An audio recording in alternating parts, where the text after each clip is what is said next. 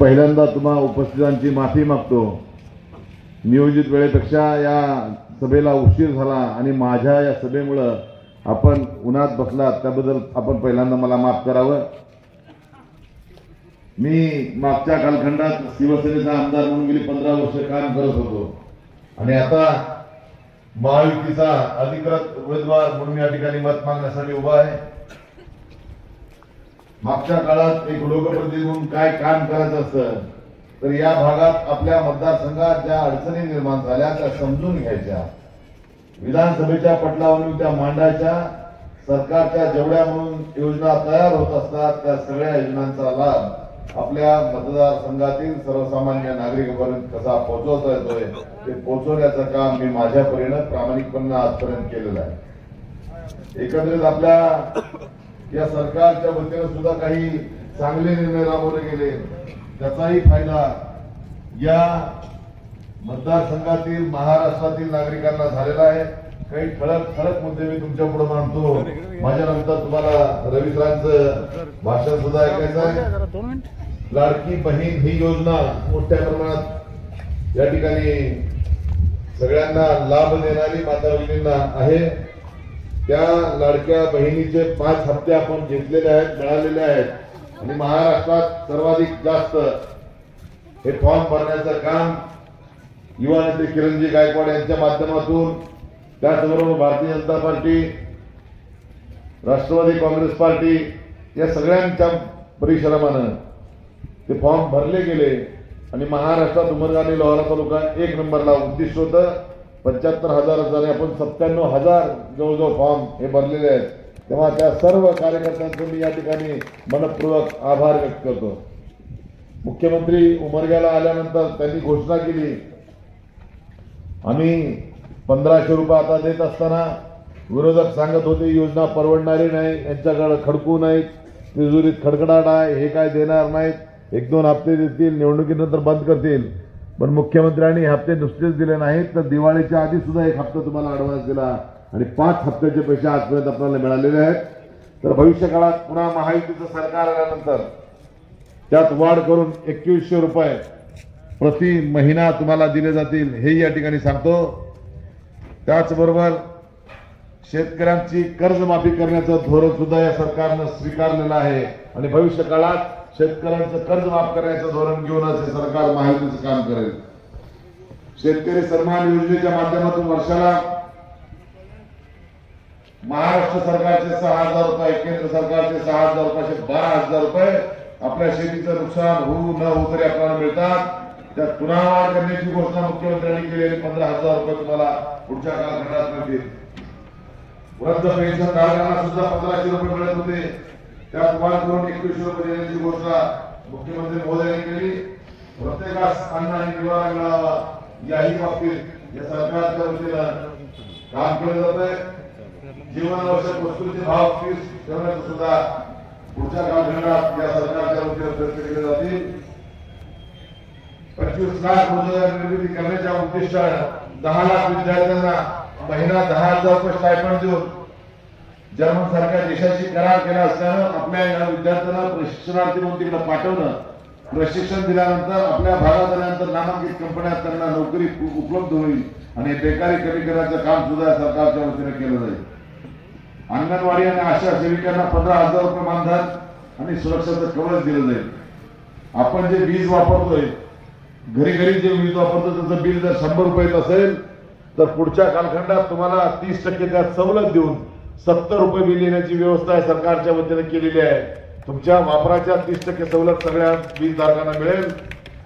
सरकार स्थापनेनंतर विजन महाराष्ट्राचा दृष्टिकोन ठेवून तुमच्या पुढे काय प्लॅन असेल ते या सगळ्यांच्यासाठी आपल्याला मोबाईलच्या क्लिकला बघता येईल अशी व्यवस्था सरकारच्या वतीने केली गेली। त्याचबरोबर प्रामुख्याने सांगू इच्छितो की परवा झालेल्या परतीच्या पावसामुळे शेतीचं खूप मोठं नुकसान झालं। मी महाराष्ट्र राज्याच्या मुख्यमंत्र्यांकडे या नुकसानीचे पंचनामे व्हावेत आणि काहीतरी मावेजा मिळावा म्हणून भूमिका मांडली। तेव्हा मुख्यमंत्र्यांनी सांगितलं मागच्या काळात सोयाबीनचं नुकसान झाल्यावर 5,000 रुपये खात्यावर आले का नाही शेतकऱ्याच्या गत वर्षाचे, त्या धर्तीवरच आता ही आचारसंहिता संपल्यानंतर काय नुकसानीचे पंचनामे केल्यानंतर त्यांना काय देतात देण्याचा संकल्प त्यांनी केलेला आहे।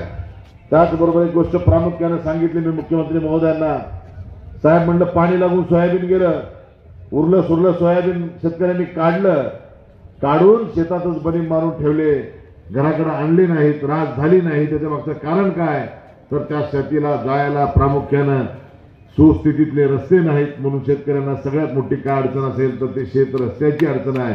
ही भूमिका मी मुख्यमंत्र्यांपुढे मांडली। झाल्यानंतर नुकसान पंचनामे करायला मीही या ठिकाणी मुरुम भागात आलो होतो। उमरगा तालुक्यातील बाकी भागाचा वेगळा विषय आहे। तुमचा मुरुम, आष्टा, तुगाव या भागात जर एकंदरीत पाहणी केलं तर 40-40 फूट खोल जरी आपण विहीर मारली तर धर लागत नाही अशी ब्लॅक सॉइल म्हणजे काळी माती एवढ्या मोठ्या प्रमाणात आहे। त्यामुळं आष्टा कासारला एका कांद्यात पाऊस पडला, बैलजोडी चिखलात रुतली आणि काढणं सुद्धा कठीण झालं, मशनरी नेणं कठीण झालं होतं। अधिवेशनाचा काळ चालू होता, मला ती बातमी पेपरच्या माध्यमातून कळाली। नम्रपणानं सांगू इच्छितो, तेवढ्या एक रस्त्यासाठी आष्टावासी तुमचे कोणीतरी मित्र असतील विचारा, रस्ता करण्याचा ध्यास मी मनात घेतला आणि 1 कोटीचा निधी एका रस्त्यावर आपण खर्च घातला, तर रस्ता सुस्थितीत झाला। आज तिथले शेतकरी ये जा करतात। तेव्हा मुख्यमंत्री महोदयांना ही अडचण समजावून सांगितल्यानंतर मुख्यमंत्र्यांनी जो वचननामा तयार केला, त्या वचननाम्यातल्या 7व्या नंबरचा विषय असा घेतला आहे, 45,000 गावात पाणमुक्त रस्ते करण्याचं धोरण सरकारनं स्वीकारलंय। तेव्हा तुमच्या या मुरुम भागातल्या असलेल्या शेत रस्त्याचा प्रश्न खूप बिकट आहे। मी स्वतः जागेवर जाऊन पाहणी केलेली आहे। तेव्हा पुढच्या कालखंडात तुमच्या शेतकऱ्यांतले असलेले वाद मिटलेले जेवढे रस्ते असतील ते तातडीने आपण टप्प्याटप्प्याने पूर्ण करू।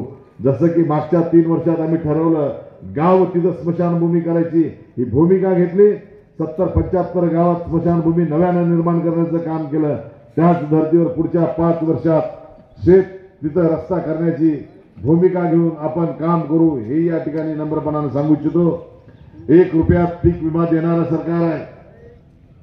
त्याचबरोबर पुढच्या 5 वर्षासाठी तुमच्या शेतीत असलेल्या 3 HP ची मोटर असेल, 5 ची असेल, 7.5 HP असेल, त्या सगळ्या मोटरीचं बिल पुढच्या कालखंडात 0 रुपये असेल। तुम्हाला मोफत वीज 5 वर्ष दिली जाणार आहे, त्याचाही लाभ शेतकऱ्यांना मोठ्या प्रमाणात होणार आहे।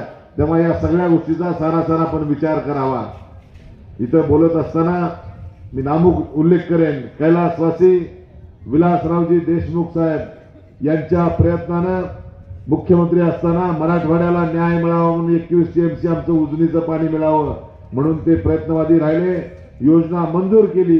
नंतरच्या कालखंडात पक्षांतराच्या अडचणीमुळे साहेबांचे अधिकार कमी झाल्यानंतर ती योजना रखडली गेली आणि माझ्या आधीचे या मतदारसंघातले आमदार सन्माननीय बसवराजजी पाटील साहेब असतील, रवींद्रजी गायकवाड सर असतील आणि मी स्वतः गेली 12.5 वर्ष या योजना पूर्ण व्हाव्यात म्हणून सातत्यानं दर अधिवेशनात कुठल्या ना कुठल्या आयुधाच्या माध्यमातून हा विषय पटलावर आणण्याचा सातत्यानं प्रयत्न करत होतो।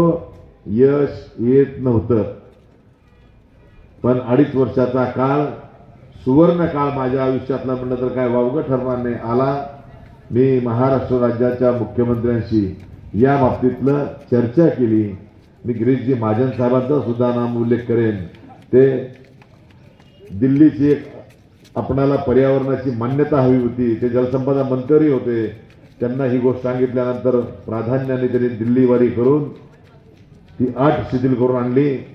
मुख्यमंत्री महोदयांनी एक रकमी या योजनेसाठी एकाच पंप हाऊससाठी 572 कोटी रुपयाचं टेंडर त्यांनी काढलं।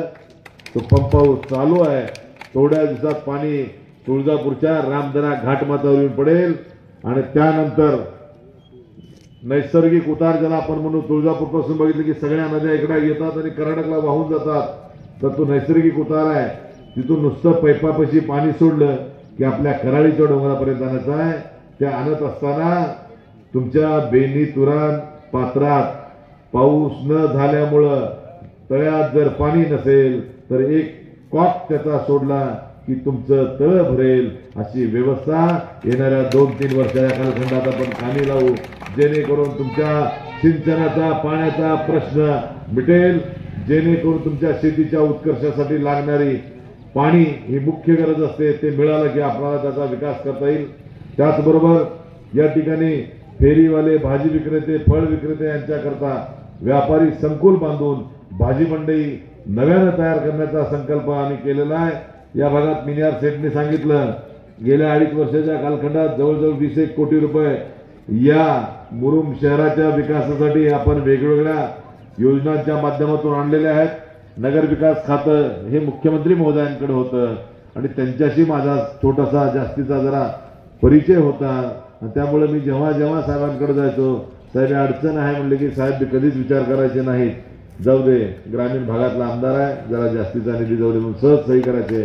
त्याचा परिणाम शेवटच्या टप्प्यात एका कार्यक्रमाच्या निमित्ताने ते कार्यकर्ते आहेत, त्यांना सांगितलं थोडं दम धरा म्हणलं, अजून आचारसंहिता लागायला 8 दिवस आहे, तुम्हाला एक गोड बातमी देतो म्हणून सांगितली आणि त्यांना सांगितलं गेले बसस्थानकाचा विषय सांगितला होता, 5 कोटी रुपये आपण बसस्थानकासाठी उपलब्ध करून घेतले। एवढंच नाही, आचारसंहिता उद्या लागणारे 15 तारखेला, तर 14 तारखेला अजून कुणाला नाही सांगितलं, जाहीर प्रसिद्धी दिली नाही, पुन्हा 14 तारखेला तुमच्या या मुरुम शहरातल्या विकासासाठी पुन्हा 5 कोटी रुपये उमर गेला, 3 कोटी रुपये 5 कोटी मुरुमला, 3 कोटी उमर गेला, 2 कोटी लोहाराला। 14 तारखेला पुन्हा तीही ऑर्डर काढून आणली। मी यासाठी सांगतोय की इथल्या अडचणी ज्या ज्या लक्षात आल्या त्या संदर्भात आपण काम करण्याचं काम केलंय। इथल्या असलेले अंतर्गत रस्ते असतील ते प्राधान्याने कसे करता येतील ते करण्याचं काम मी माझ्या परीने या ठिकाणी केलेलं आहे। त्याचबरोबर महिला सक्षमीकरण अंतर्गत महिलांना स्वयंसहाय्य बचत गटांना शासकीय योजनांचा लाभ मिळवून देणे हेही काम पुढच्या काळात केलं जाईल आणि दीदी लखपती दीदी करण्याचं काम सुद्धा या सरकारच्या वतीने केलं जाईल। मिनियार शेठनी या ठिकाणी MIDCच्या संदर्भातला विषय मांडला, मी त्याविषयी सांगू इच्छितो। उमरगा शहरात असलेल्या MIDCचा निर्मितीनंतर आजपर्यंत पाहावं तेवढे मोठे उद्योग निर्माण झाले नाहीत। त्याच्यामागचं कारण त्या उद्योगाला लागणारं पाणी ही एक अडचण होती आणि दुसरी महत्वाची, कुठलाही उद्योग करायचं म्हणलं तर तुम्हाला लागणारा कच्चा माल आणि त्याच्यावर प्रक्रिया केल्यानंतर लागणारी व्यापारपेठ, या दोन्ही गोष्टीसाठी आपल्याला अडचण जर काय असेल तर रस्ते वाहतुकीशिवाय आपल्याला पर्याय नाही आहे। त्यामुळं ट्रकनं आणणं, ट्रकनं नेणं ही न परवडणारी बाब आहे। दळणवळणाची एक सुविधा आपल्यासाठी हवी होती। ज्या मागच्या कालखंडात ज्यावेळेस सर खासदार होते त्यांनी दिल्ली दरबारी रेल्वे व्हावी म्हणून मागणी केली। रेल्वे कुठून? लातूर ते गुलबर्गा ही जर रेल्वे झाली तर आपल्याला रेल्वे लाईन उपलब्ध झाल्यानंतर या भागाचा सगळा विकास होण्यासाठी खूप मोठी मदत होणार आहे। त्यामुळे सरांच्या कालखंडात त्यावर सर्वे वगैरे झालेत। आता मी पुढच्या कालखंडात येणाऱ्या 5 वर्षाच्या कालखंडात मी असेन, अभिमन्यूजी पवार असतील, संभाजीभैया पाटील असतील, आळंदचे आमदार पाटील साहेब असतील, गुलबर्गाचे आमदार असतील, सर्वानुमते ही रेल्वे लाईन कशा पद्धतीने केंद्र सरकारकडून टाकून घेतात आहे आणि महाराष्ट्र सरकारचा कसा वाटा देतात देऊन ती रेल्वेचा लाईन जर चालू झाली तर आपल्या एकंदरीत विकासाला गती मिळेल, हाही संकल्प घेऊन रेल्वे मार्ग चालू करण्यासाठी प्रयत्नवादी आहे हे या ठिकाणी निश्चितपणे सांगेल।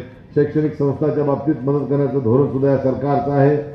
मुख्यमंत्री लाडकी जशी बहीण जशी राबवली गेली तसं मुख्यमंत्री सुंदर शाळा ही योजना राबवून असंख्य शाळा स्पर्धा निर्माण करून त्यांचं इन्फ्रास्ट्रक्चर असेल, त्यांचं शिक्षणाचा दर्जा उन्नती असेल, या सगळ्या गोष्टीत प्रथम द्वितीय तृतीय पारितोषिक मिळवण्याचं काम सुद्धा त्या माध्यमातून झालं।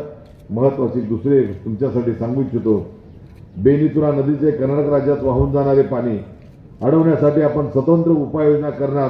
तसेच कोळसूर पाटबंधारे ते तुरळी बंदर प्रकल्पाला जो महाराष्ट्रातला एकमेव कालवा असेल असं माझा दावा आहे की व्यंकटरावजी गायकवाड साहेब सेक्रेटरी होते, रवी सर आमदार होते।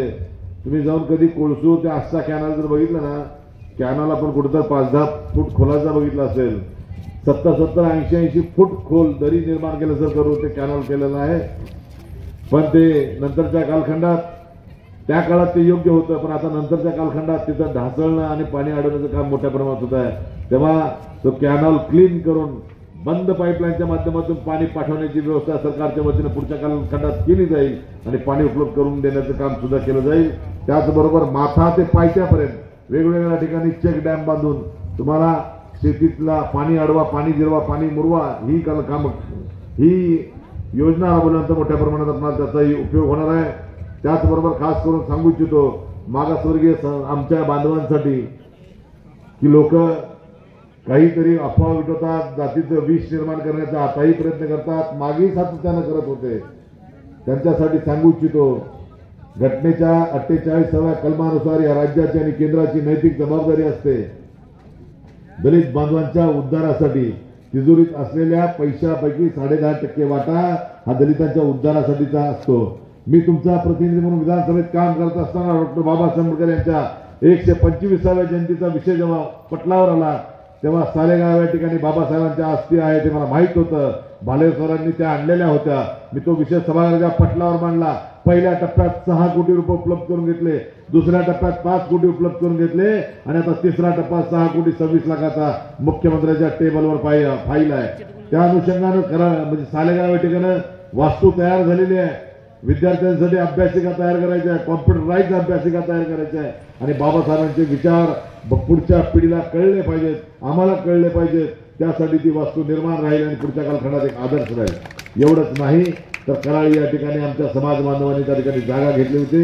विपश्यना सेंटर व्हावं ही भूमिका घेऊन ते काम करत होते, पण तेवढ्यावर भागत नाही. समाजाकडून पट्टी गोळा करून ते होणार नाही. तेव्हा बच्चिंद्रजी सरपे साहेब त्या ट्रस्टीचे सदस्य आहेत, माझ्या वडिलांचे मित्र आहेत. मी त्यांना विनंती केली, दिलीप भालेरावजींना विनंती केली, कैलासजी शिंदेला विनंती केली, ट्रस्टीला माझा विनंती असेल तुम्ही जरा पत्रव्यवहार केलात तर मुख्यमंत्री महोदयाकडून एक रकमी त्या ठिकाणी लागणारा पैसा उपलब्ध करून घेऊन देतो, तेव्हा त्याला विकास करता येईल. नंतर असं अजून 5-10 वर्ष तर आपण असंच रखडत राहतो ते होणार नाही सांगितलं. त्यांनीही उदाहरण करण्याचे सगळे कागदपत्र पूर्ण केले आणि महाराष्ट्राच्या मुख्यमंत्र्यांकडे जाऊन मी भूमिका मांडल्या एका पत्रावर सही करून एक रकमी 15 कोटी रुपये त्या कराळीच्या त्या बुद्ध विहारासाठी मिळाले. त्याचं मोठ्या प्रमाणात काम चालू आहे, ही या ठिकाणी लक्षात घ्यावं. एक विनंती करतो, आरोग्यातील उपकेंद्रांचा दर्जा वाढ, आरोग्याच्या सुविधा वाढण्यासाठी सरकारच्या ज्या ज्या योजना राबवतील तेही राबवण्याचं मी माझ्या परिणाम निश्चितपणानं पुढच्याही कालखंडात काम करेन. सांगायचा विषय एवढाच आहे की मागच्या काळात रविसर पाटराके होते, आता महायुती आहे. सन्माननीय राज्याचे माजी मंत्री बसवराजजी पाटील साहेब असतील, सुरेशदाजी बिराजदार साहेब असतील, अभयजी चालुक्य असतील, आरपीआय गटाचे सर्व कार्यकर्ते आणि त्यांचे नेते असतील, इतर घटक पक्षांचे सर्व नेते, या सरांच्या मार्गदर्शनाखाली मी एवढा विकास करू शकलो. आता पुढच्या कालखंडात ही सगळी नेते मंडळी माझ्या सोबत आहेत, माझ्या पाठीवर हात ठेवून मला मार्गदर्शन करण्यासाठी तयार आहेत. तेव्हा एक मंत्री म्हणून बसवराजजी पाटील साहेबांच्या कालखंडात ज्या ज्या योजना त्यांनी राबवल्या त्यांचं मार्गदर्शन लाभेल. सुरेशदाजींचं, महाराष्ट्राचे उपाध्यक्ष आहेत त्यांचं लाभेल, अभय यांचं लागेल आणि या पुढच्या कालखंडात या सगळ्यांच्या मार्गदर्शनाखाली याहीपेक्षा गतिमान विकास करण्याचा संकल्प घेऊन मी भविष्यकाळात माझी वाटचाल करेन. त्यांचं मार्गदर्शन घेऊन सहकारातलं खूप मोठं मार्ग म्हणजे एक तर सुरेशदाजी बिराजदार त्यांचा कारखाना, त्याचबरोबर बसवराजजी पाटील साहेब यांचा कारखाना, त्यांची शिक्षण संस्था, यांची शिक्षण संस्था आणि आता असलेले सगळे आपल्या आजूबाजूचे कारखाने बघितले तर महायुतीचेच कारखाने आहेत. ही शेतकऱ्यांनी लक्षात घ्यावं. नाहीतर दुसऱ्या कुठल्याही अफवांना बळी पडू नका. तुमचा ऊस नेण्याची ताकद या महायुतीतल्या सगळ्या कार्यकर्त्यात आहे, नेते मंडळीत तर आहेच आहे. तोही प्रश्न आपल्याला मिटणार आहे. पहिलं कधी काळी आपल्याला काळवेळ झाला तर औषधाला ऊस मिळत नव्हता. रवी सरांनी त्यांच्या कालखंडात आमदार झाल्यानंतर आणि गायकवाड साहेब त्या ठिकाणी सेक्रेटरी म्हणून असताना 35 ते 40 नवीन तळे निर्माण करण्याचं काम सरांच्या माध्यमातून झालं. म्हणून आज आपण बघतोय एवढ्या मोठ्या प्रमाणात पाणी उपलब्ध झाल्यामुळं ऊसाचं पीक आपण घेऊ शकतोय आणि त्याच्यावर प्रक्रिया करणारे सुद्धा धंदे उद्योग म्हणजे कारखाने हे आपल्याकडे असल्यामुळं मोठ्या प्रमाणात शेतकऱ्यांना फायदाच होत आहे. त्याचाही भविष्यकाळात कोणी अडवणूक करणार नाही ही घोषणा या ठिकाणी नम्रपणाने करू इच्छितो. दुसऱ्या बाजूनं मराठा समाज बांधवांचे खास करून युवकांसाठीचं माझं सांगणं असेल, तुमची माती भडकवण्याचं काही मंडळी जाणून बुजून प्रयत्न करत आहेत. या आमदारांनी मराठा समाजाच्या आरक्षणाविषयी काहीच केलं नाही ही भूमिका ते सातत्यानं मांडत असतात. तेव्हा तुम्हा तरुणांना खास करून माझं सांगणं असेल, मी तुमचा लोकप्रतिनिधी म्हणून काम करत असताना ज्या ज्या आघाड्यावर मला काम करणं शक्य झालं त्या सगळ्या आघाड्यावर आजपर्यंत प्रामाणिकपणाने काम केलंय. त्याची पावती म्हणून तुम्हाला दाखवू इच्छितो. ही पुस्तिका तुम्हाला हवी असेल तर मिळेल. मी मराठा समाजाला आरक्षण मिळावं म्हणून माझं कर्तव्य विधानसभेत तो प्रश्न मांडणं होतं. विधानसभेत तो प्रश्न मी उपस्थित केला. एवढ्यावरच नाही थांबलो. एखादी गोष्ट आपल्याला नाही मिळाली तर आपण आंदोलनाचं स्वरूप घेतो. जसं की आता जरांगे पाटील साहेबांनी गेल्या 15 महिन्याच्या कालखंडात विविध आयोजनांच्या माध्यमातून विविध आंदोलनाच्या माध्यमातून आरक्षण मिळावं असा त्यांचाही प्रयत्न आहे. त्या धर्तीवरच मी विधानसभेत या पद्धतीनं आंदोलन केले. त्याचे फोटोग्राफ्स आज आहेत. हे कुठे डुप्लिकेट फोटोग्राफ्स नाहीत. काही मंडळी इथं येऊन काहीतरी आमापासून फकलून गेले असतील त्यांच्यासाठी म्हणून खास माझं सांगणं आहे. त्याचबरोबर या पत्रव्यवहाराच्या माध्यमातून मुख्यमंत्र्यांशी पत्रव्यवहार करून मराठा समाजाला का आरक्षण द्यावं ही भूमिका मांडली. मराठा समाजाला आरक्षण देण्याचा निर्णय तातडीनं घ्यावा ही भूमिका मांडत असताना मी माझे राजकीय गुरु रवींद्रजी गायकवाड यांच्या समवेत मुख्यमंत्री महोदयांची भेट घेतली आणि त्यांनाही विनंती केली की आरक्षण द्यायला पाहिजे. याचं मुख्य कारण सभागृहात इथं नाही तर सभागृहात विषय मांडताना मी सांगितलं, पूर्वी जर मराठा समाजाच्या कुणाला विचारलं किती जमीन आहे, कोणी सहज सांगायचा 100, 200, 50, किमान 25चा तर गरीबातला गरीब शेतकरी असेल अशी परिस्थिती होती. आज काय परिस्थिती? भूभाग तेवढाच असतो, जमीन वाढत नसते.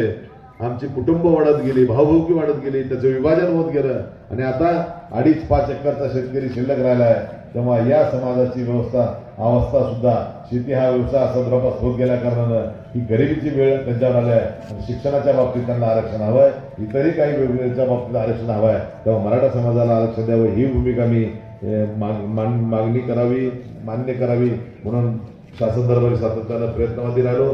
तेव्हा तुमचा प्रतिनिधी म्हणून काम करत असताना ठळक मांडत असताना रस्त्याच्या बाबतीत तुम्ही जास्त बोलणार नाही. सगळीकडे कसे रस्ते होतील त्याचं नियोजन केलं. पण नॅशनल हायवे आपला जो जातोय त्या हायवेच्या संदर्भात एक गोष्ट सांगू इच्छितो की त्या हायवेची दुरावस्था झाली होती. तेव्हा माझ्या अधिकारात न येणारी गोष्ट असताना सुद्धा माझं कर्तव्य या जनतेपैकी मी काहीतरी देणं लागतो. यामुळं मी नितीनजी गडकरी साहेबांकडे दिल्ली दरबारी जाऊन अशीच पुस्तकं रस्त्याची दुरावस्था कशी झाली तयार केलेलं बुकलेट नेऊन त्यांना दाखवलं, त्यांना विनंती केली. एक फ्लायओव्हर रखडलेले आहेत ते व्हायला पाहिजे भूमिका मांडली आणि साहेबांनी त्या संबंधित अर्धा तासाच्या चर्चेनंतर संबंधित अधिकाऱ्यांना आदेशित केलं जे एजन्सी काम करते त्यांना हटवावं. नव्यानं जी दुसरी एजन्सी असेल तर आपल्याकडून शासनामार्फत ते काम तात्काळ चालू करावं. आणि हे दिलेले पत्रव्यवहार मी दिल्लीला आलेलं हे सगळं लिखित स्वरूपात आहे. पेपरला आलेल्या बातम्या आहेत. त्याच्यानंतर एजन्सी बदलली गेली आणि मग ह्या हायवेचं काम चालू झालं. कुणी येऊन सांगत असेल की हायवेच्या बाबतीत काहीच केलं नाही त्याच्यासाठी सुद्धा हे माझं सांगणं आहे. माझं कार्यक्षेत्र हे विधानसभा आहे, माझं काय लोकसभा नाही आहे. तरी पण मी काहीतरी देणं लागतो तुमचं म्हणून तिथपर्यंत जाऊन ही गोष्ट केलेली आहे. त्याचबरोबर आपण जर बघितलं असेल आपल्या भागातल्या या उमरगा शहरातल्या प्रशासकीय इमारत व्हावी म्हणून 26 कोटीची इमारत आज रोजी तयार होत आहे. त्याचबरोबर SDM कार्यालय तयार होत आहे, तहसीलची बिल्डिंग तयार झालेली आहे. या सगळ्या नव्या इमारती कोर्टाची भव्य दिव्य इमारत आपण तयार केली. याचं कारणच काय आहे तर तुमच्यासारख्या सुजाण मतदारांनी माझ्यासारख्या सामान्य माणसाला एकदा नाही, दोनदा नाही, 3दा विधानसभेत पाठवलं. तेही साधं सुद्धा पाठवलं नाही. पहिल्यांदा 10,000च्या मताधिक्यानं, नंतर 17,500 मताधिक्यानं, नंतर 25,000च्या मताधिक्यानं. आणि मला आता आत्मविश्वास आहे या महायुतीचा उमेदवार म्हणून मी लढत असताना इथं उपस्थित असलेल्या तमाम जनतेच्या आशीर्वादानं, घराघरातून विचारायचं ऐकत असणाऱ्या माझ्या माता भगिनींच्या आशीर्वादानं पुन्हा तुम्ही मला तुमचे मतरूपी आशीर्वाद देऊन विधानसभेत तुमची सेवा करण्यासाठी पाठवाल हा आशावाद मनात बाळगतो. आणि या वरिष्ठ नेत्याच्या मार्गदर्शनाखाली पुढची वाटचाल करताना या तालुक्याला याहीपेक्षा कशा गतिमान पद्धतीनं मागचा जो 2.5 वर्षाचा कालखंडात निधी आला त्याच्यापेक्षा जास्तीचा निधी आणून आपण या तालुक्यात ज्या ज्या समस्या असतील त्या सोडवण्याचं वचन या ठिकाणी देतो. खास करून शेत रस्ते हा अजेंडा घेऊन पुढची 5 वर्षे काम करेन ही शपथ या ठिकाणी घेतो. आणि मी मला मत चाललेल्या वाणीला पूर्णविराम देतो. तुम्हाला रवी सरांचं विवेचन ऐकायचं त्यामुळे त्यांच्यात आणि तुमच्यात अडसर न होता या ठिकाणी मी थांबतो. जय हिंद, जय महाराष्ट्र, जय श्रीराम.